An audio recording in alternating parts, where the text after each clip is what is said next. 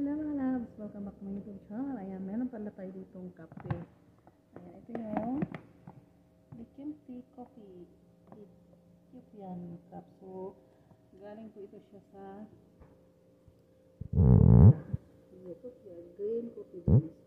Kasi, nag-video ako kasi nanibago ako. Dati kasi, pag nagpabili ang amo ko, bukas na siya at saka ano na siya, roasted coffee na siya. Pero ngayon kasi ang nangyari, ako pa ang nagbukas. At pagbukas ko, wow, ito ang nakita ko. So, literal, kape nga siya.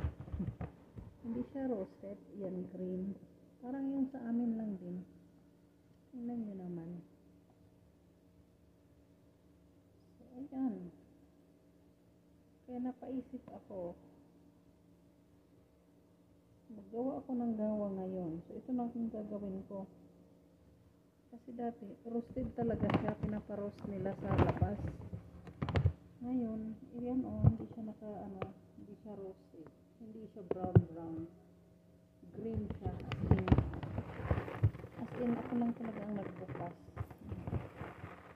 So, ang mangyari, maggiling lang ako nito ng konti at gagawin ko, lutuin ko, gawa ko ng gawa sa amo ko.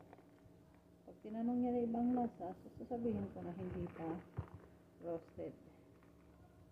So, yun lang po. That's all for now. Thank you so much for watching. Bye-bye!